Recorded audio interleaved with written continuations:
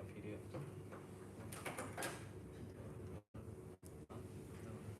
Don't know. Do you remember what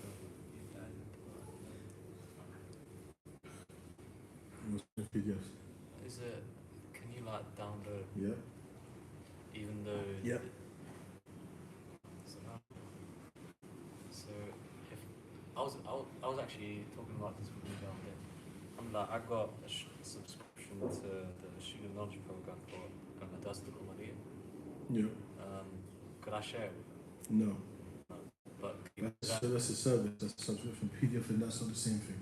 Okay. Yeah. It's a membership of something, of an institute. It's not the same.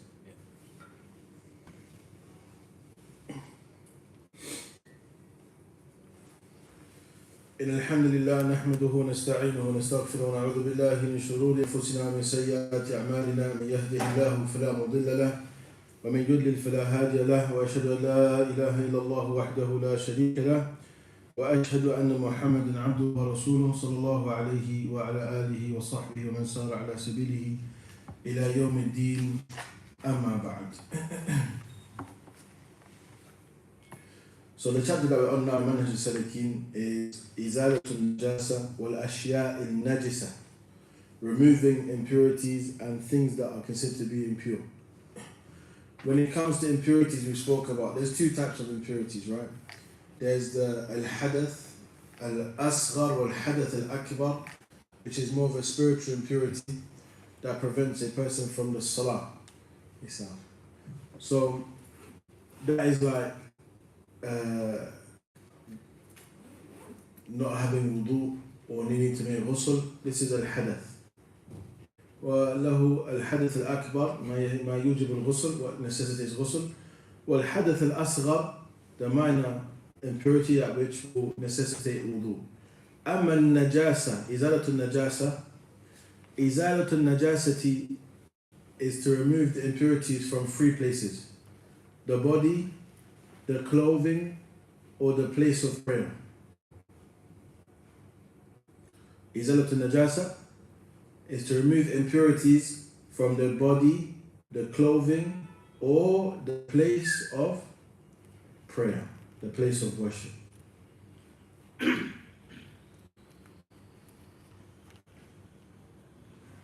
said body, the clothes, and the place of worship? Yeah.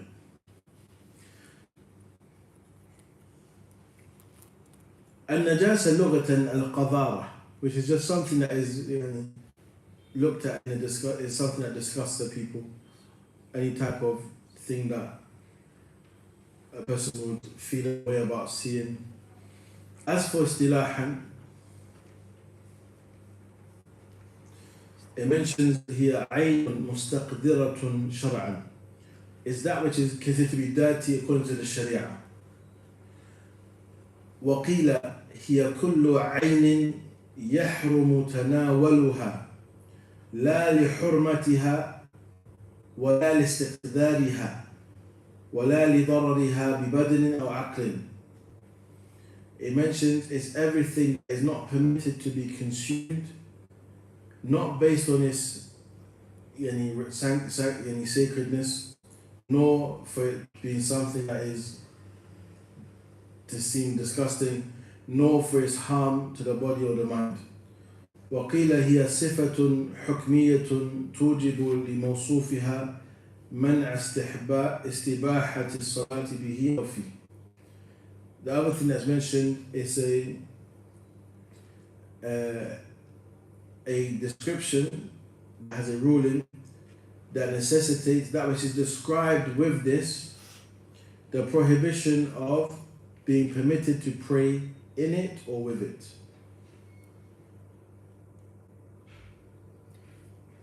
No.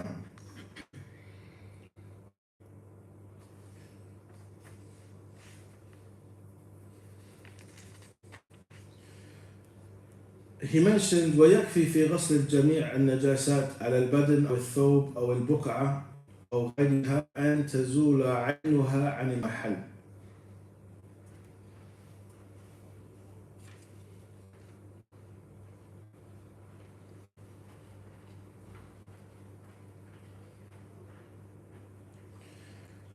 it's sufficient in washing all of these impurities, whether it's on the clothing, whether it's on the body or the clothing or the buqa, which is the place of prayer, or other than this, that you just remove the actual place where the impurity is. So let's say, for example, an impurity got on my clothing. Do I need to put my whole outfit in the wash? Do I need to wash my whole outfit? No. I only need to wash the place that was affected.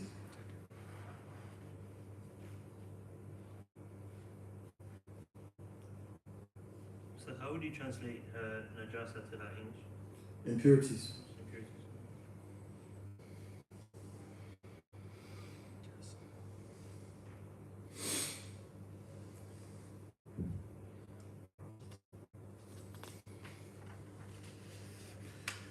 لأن الشارع لم يشترط في جميع غسل النجاسات عددا إلا في نجاسة الكلب، فاشترط فيها 7 غسلات إحداها بالتراب في الحديث المتفق عليه. It also mentions that the Shari', who is who? Allah subhanahu wa ta'ala, has not made a condition in washing any of the najasat a number of times to be washed, except regarding the impurity of the dog. Saliva, if it licks your utensils. That you are to wash it first with soil, and then 7 times after that, or 6 times after with water. So the first time you wash it with soil, and then you wash it 6 times with water. وهذا في الحديث المتفق عليه. وهذا من حديث أبي هريرة رضي الله عنه قال رسول الله صلى الله عليه وسلم: طهور إناء أحدكم إذا ولغ فيه الكلب أن يغسله 7 مرات أولاهن بالتراب. أخرجه مسلم.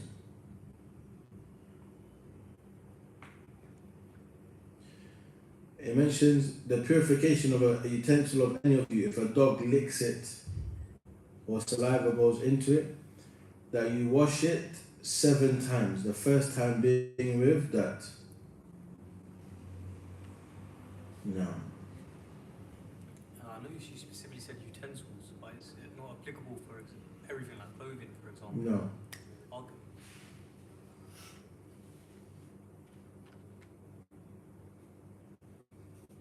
Will we go on to that?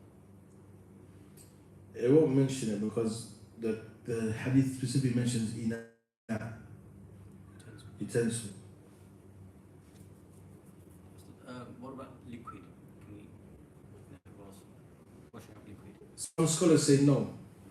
That it has to be the first with dirt. And they say because this is ta'abbudi.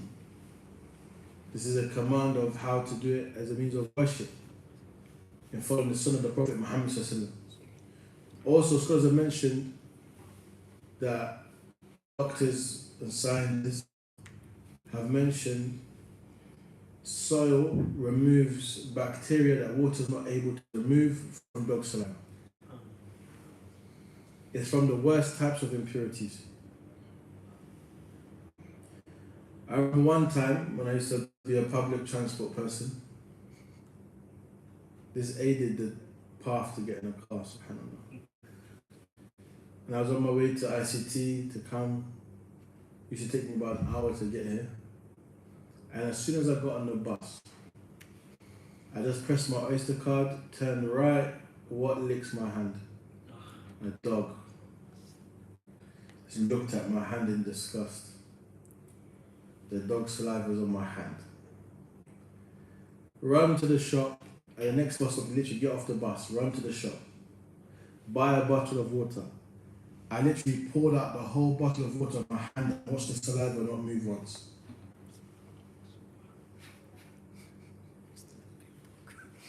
So I went to one of the houses that's just there, they had soil, and I just literally grabbed the soil and then removed it. And then got water again, I was able to remove it. But with the water by itself, it didn't even move. It's a different kind of impurity. Hence why it's mentioned that there's a specific way of cleansing oneself from it. Wallahu musta'an. You see people allowed to lick their face and all this stuff. La. And that's with, of course, any type of dirt. Yeah, that soil, sand, these kind of things. Sure. So if a dog, so first of all, two things. If you touch a dog, it doesn't. There's no najasa there. You don't have to. No, it's on this. It's the saliva specifically. Okay, and also if the saliva is on like clothing, what's the sort of rule? Just wash it normal. Okay.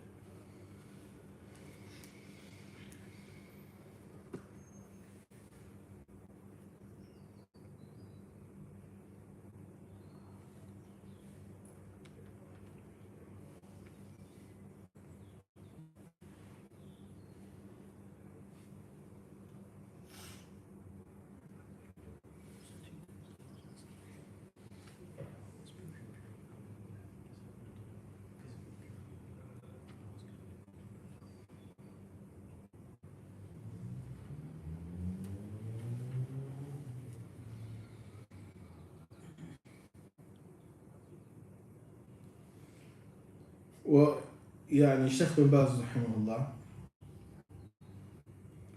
mentions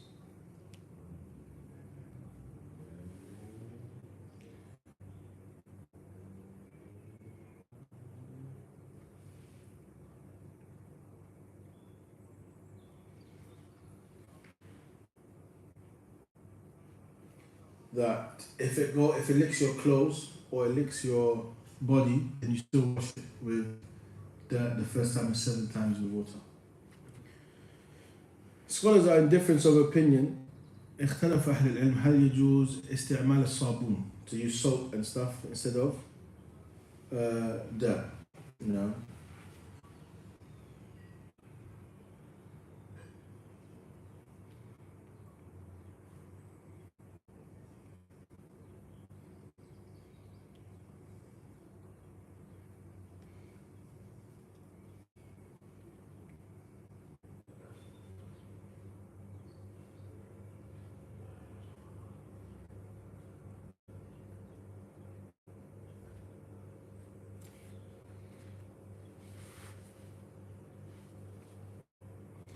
So it mentioned that the Lajnat al-Da'ima, the Lajna, they were asked regarding if ما حكم لعاب الكلب إذا وقع على الجسم الإنسان وإذا وقع على الثياب وما حكم الثياب التي تغسل مع تلك الثياب في غسالة واحدة وماء واحد.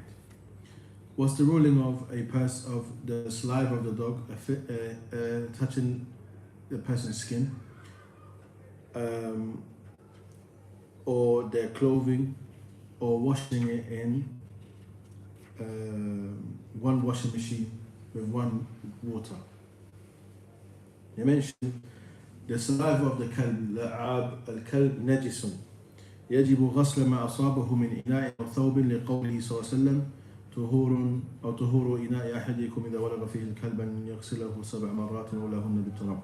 So it mentions that the saliva of the dog is impure, and if that, based on that, whether it's your clothing or your utensil or your body, based on the hadith that we also mentioned regarding the purification of any utensils, if the dog licks it, is to wash it 7 times, the first of it, those times being with dirt.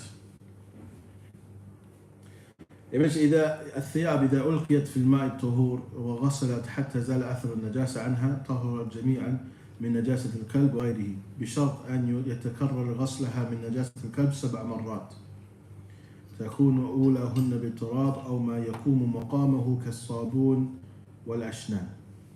So he mentions if it afflicts your clothing and your clothing are put in water that is pure to wash it, then it's washed until the najasa, the impurity, is removed. And when that's done, all of it is purified then. But the condition is that you have to wash it 7 times. The washing machine the amount of times it's washing the clothes in and of itself exceeds 7 times. So that's fine. And the water is drained and new water comes again within the process. So if you think about it, if you were to wash it with your hand wash 7 times, put it in a washing machine with soap, you wash more than the times you wash it with your hand. So it would be permissible. And they say you can use soap instead of dirt or anything that takes the place, then it's permissible. The book is Manhaj, as-salikeen.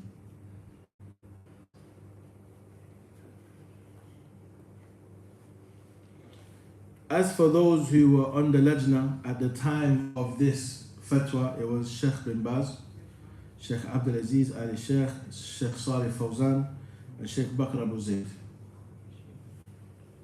Now, they were the ones who were on the Lajna at the time of the questioning when this fatwa was given.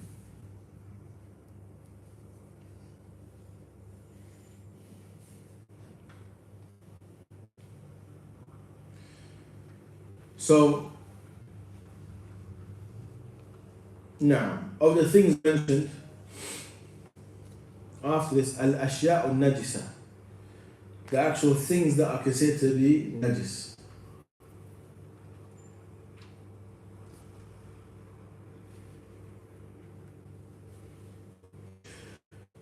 Another thing that is mentioned, حكم اشتراط النية في إزالة النجاسة. Is the intention a requirement of removing impurities? Is one's intention a requirement, a condition in إزالة النجاسة? So لا تشترط النية لإزالة النجاسات وهذا باتفاق المذاهب الأربع. According to all the 4 madhahib, it's not a condition to have your intention in place to remove impurities. You have to make intention. As for if a person has doubt, man shakka fi taharati shay, someone has doubt in the purity of something, bana ala al-asl, they go with the foundation, what was known to you. Was it known that there was impurity or known that it was pure? Now, for example, you saw a vessel and you saw a dog in that area leaving, then you may have more of an inclination of impurity. The dog licked the bowl or something. But if there was no dog inside, I'm going to say, it's a possibility. There was nothing there, no dog inside, for you to have that that suspicion that there was perhaps impurity of a dog around. No. But let's say, for example, you had a garment and a dog licked your garment and you forgot about it. And when it licked, it's dry. And you took the thobe off, you put it down, you go to the masjid and you put the thobe back on. You don't remember if you removed the najasa or not. The asl in that is that it's what? Najis. If you have doubt, the asl is najis because that's what he was certain of. No. So it is a condition to meet the... No, intention is separate from this. We're not talking about intention anymore. No, just in terms of removing impurity, just going back. There's no condition of intention. We said if the more form of that, it's not a condition. It's not. Yeah.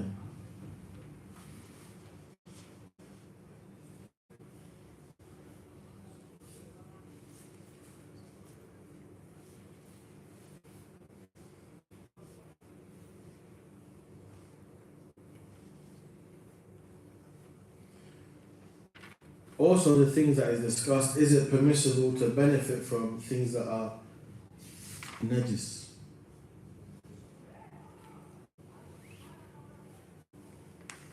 I mentioned يجوز الانتفاع بالنجاسات في غير الأكل والشرب واللبس. It's permissible to benefit from them, things that are impure, in things that are not food, drink, or clothing. In matters that are not related to food, drink, or clothing. As for things that are impure in and of themselves, one, bowl al-adami, urine, mankind's urine. وعذرته وعذرته is wiping najis from kitchen stove enough? Please provide dalil. What do you have najis on the kitchen stove?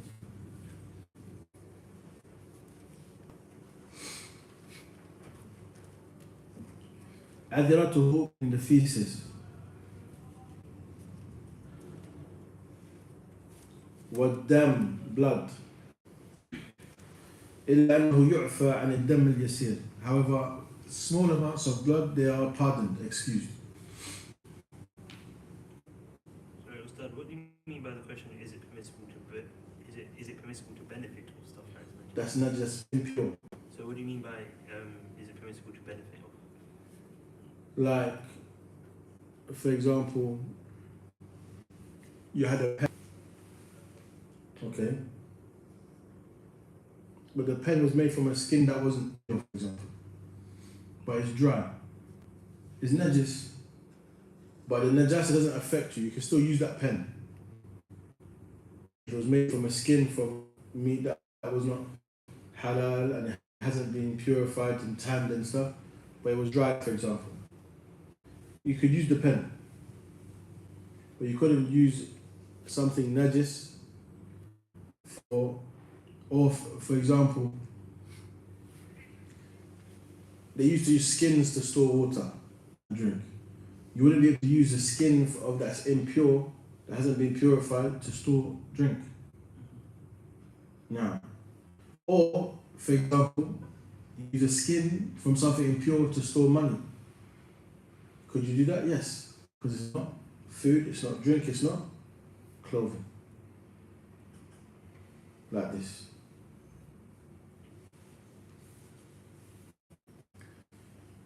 When we say dam al-yasir, if a person, let's say you cut your lip, for example, a small amount of blood dripped on your top, is that you have to wash the top? No.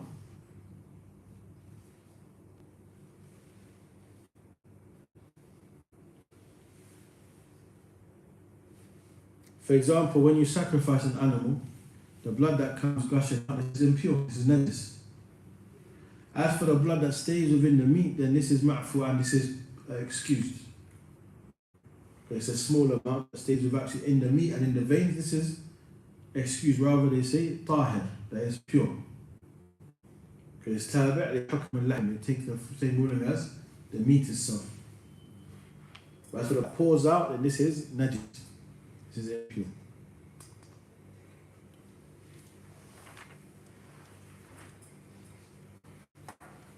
Also, when it comes to najasat, بول وروث كل حيوان محرم أكله. The urine and feces of any animal that is prohibited to be eaten.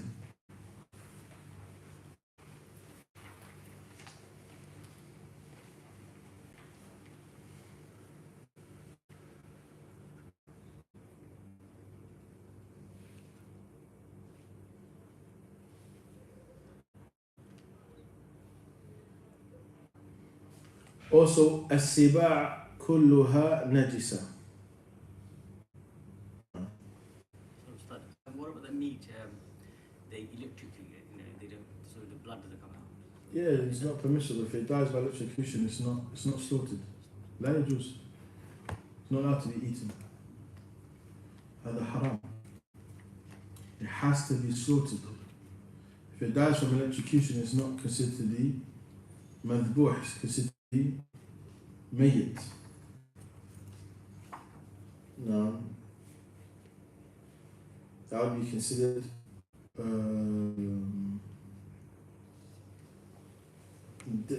carrion meat. Ustad, No. so you said yes, if it's not related to food, drink, and what was the third category? Clothing. Clothing. So also all predators, there, Siba is predators, they are all najis. وكذلك الميتات إلا ميتة الآدمي وما لا نفس له سائلة والسمك والجراد لأنها طاهرة. Also, all dead animals that were not slaughtered according to the Sharia, except for dead humans and that which does not have flowing blood, such as flies, mosquitoes, fish, locusts, they are pure. But as for all dead animals that haven't been slaughtered, then they are not pure. They're not pure. They're najis. Yeah.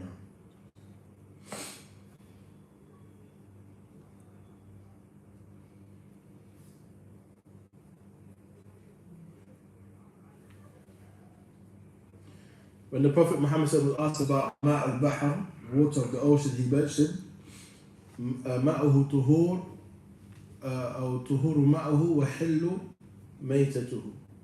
That is, water is pure and used to purify, and the dead of it is halal.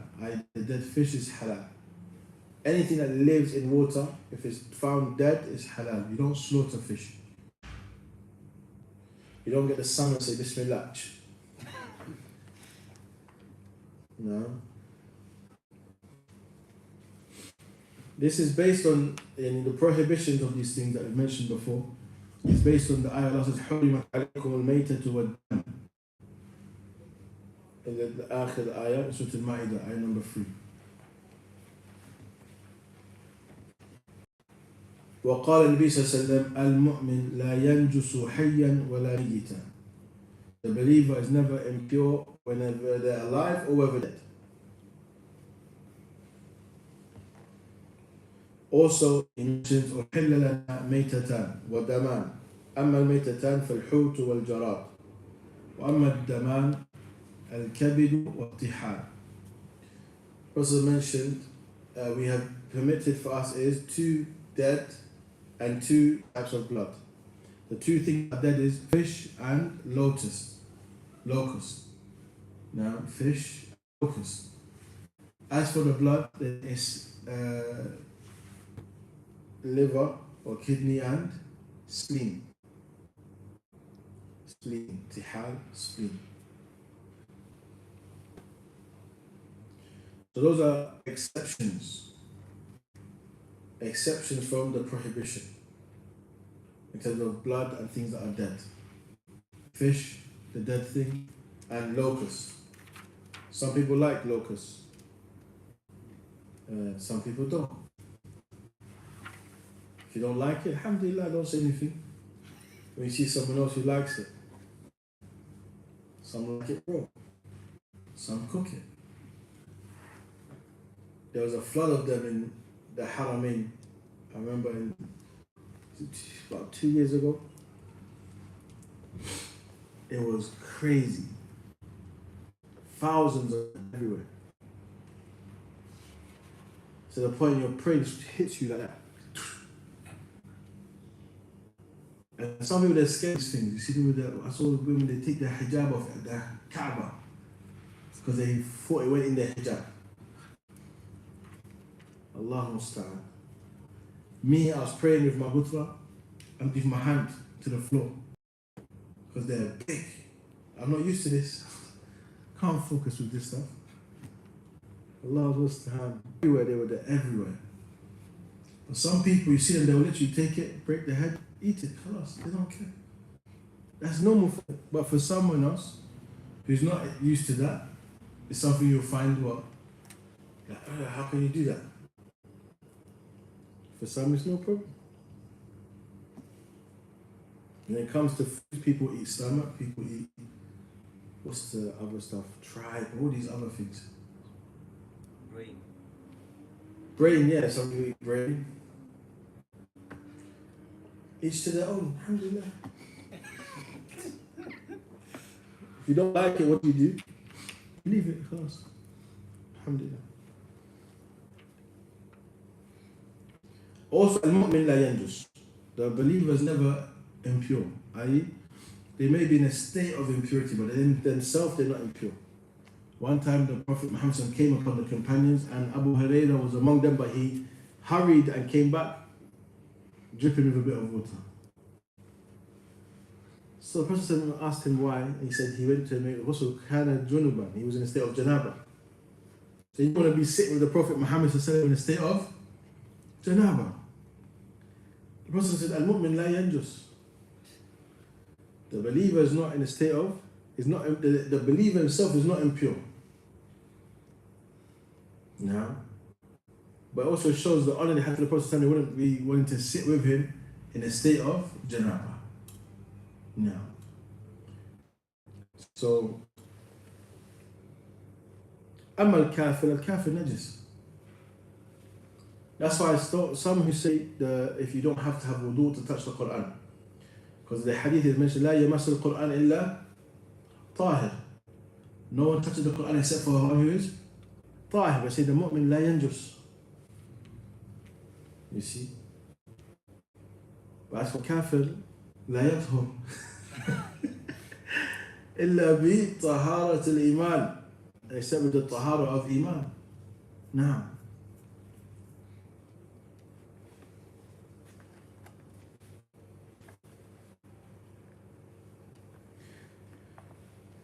as for أما أوراث الحيوانات المأكولة وأبوالها فهي طاهرة.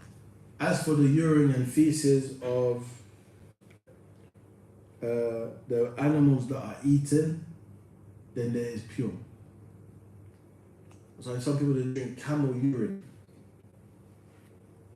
And feces. and the feces, but no one's gonna eat that. Yeah. But if it touched you, it's not that deep. Oh, okay. A cow, what does it eat? Grass.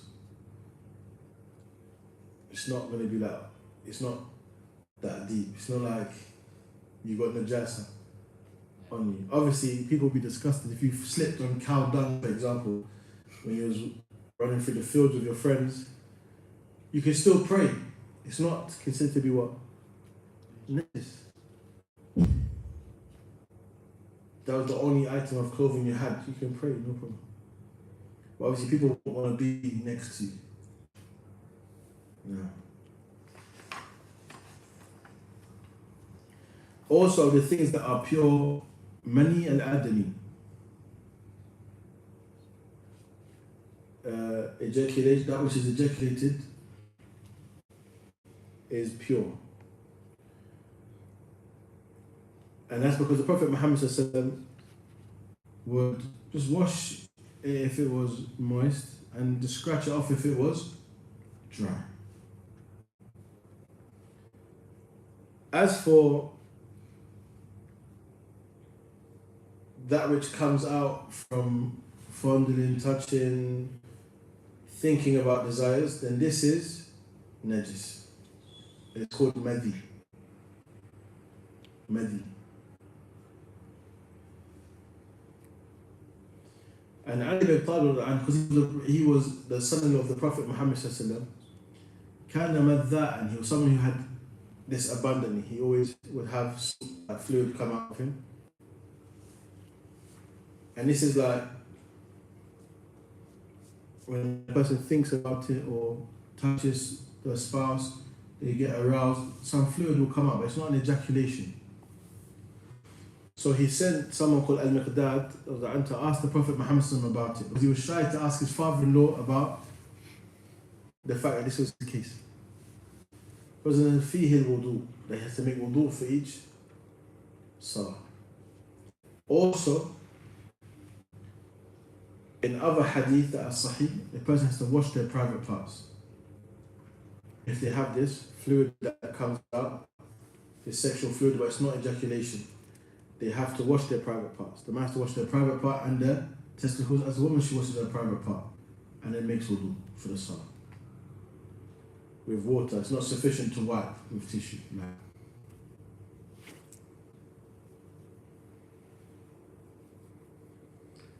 As for another thing, bowl al-ghalam al-saghir, as for the young boy who hasn't started eating food yet, doesn't desire food yet, if the urine was to touch you, it's not impure like that.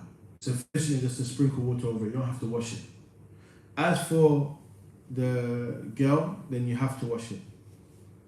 You have to wash it. based on the hadith of the Prophet Muhammad sallallahu alayhi wasallam, يغسل من بول الجارية ويرش من بول الغلام. You wash the urine of the girl child that hasn't started eating yet. As for the boy, then you can sprinkle water over it. إذا زالت عين النجاسة طهر المحل ولم يضر بقاء اللون والريح لقوله صلى الله عليه وسلم لخولة في الحيض يكفيك الماء ولا يضرك أثره. When it comes to removing the impurities, as long as you've washed that area with water, if there's still a color, a trace of color or smell, this has nothing, this doesn't affect it at all. And that's what the Prophet said to Khawla when she asked about when she washed the blood from the menstrual bleeding, there was still like the trace of blood there, the color. He said, sufficient is the water and it doesn't harm you the trace of it. It doesn't harm you the trace of it. For example, when babies relieve themselves, it's potent, right? It's very yellow sometimes. And let's say they had an accident that didn't get contained in the napkin and they were in your white foam. There's no means for you to get a different foam, but you wash it with water, you might still see what? Yellow marks. The trace of what you see is not impure. Now, once you've washed away the impurity, the trace of the color, this is not impure.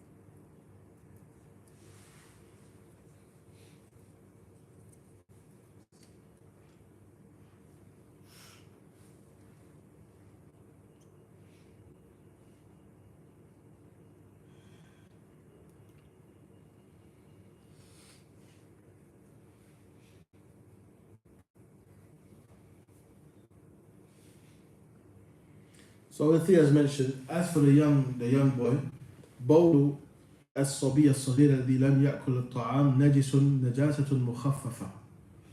It's a very, very light type of impurity. You don't have to sprinkle water over it. You don't actually have to wash it. But then you just put water over it and you don't have to actually wash it out. No.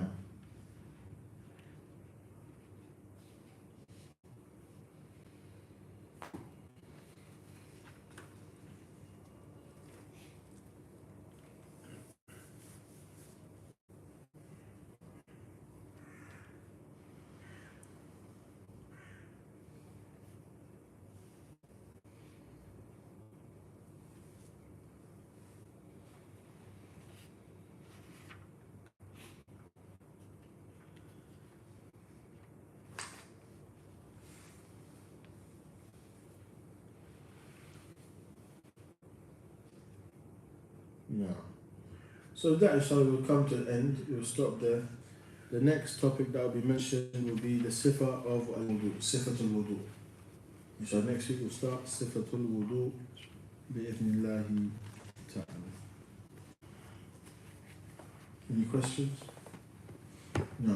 What were the two types of impurity again? Spiritual and ones? Yes. Al-ahdath al-asghar al-akbar wa az-najasat.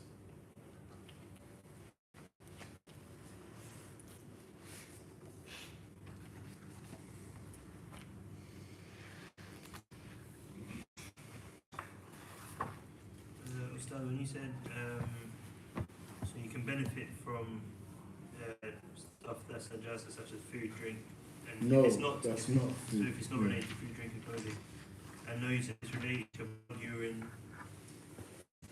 or no, it is if it is related to blood, urine. No, that's something different. That's not the same thing. So you said You said حكم الانتفاع بالنجاسات. yeah. So you said yes if it is not related to food, drink, and clothing. Yes, if it's not from, you can benefit from najasat if it's not from food, drink, or clothing. That's one point. You see, the blood, urine, that is najasat. That's things that are impurities. That's a different thing. So the example you mentioned, how can I benefit from something that's impure? The pen. Or if I said a wallet that was made of skin of an animal that is not halal. Okay, but it's not being purified, it's impure. I can put money in it. That's not food, it's not drink, and it's not clothing. You see? No, right.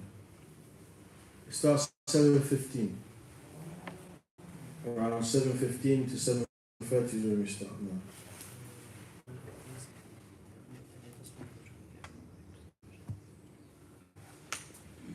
طيب نكتفي بهذا. اللهم صل وسلم على نبينا محمد وعلى اله وصحبه اجمعين. جزاكم الله خيرا. السلام عليكم ورحمه الله.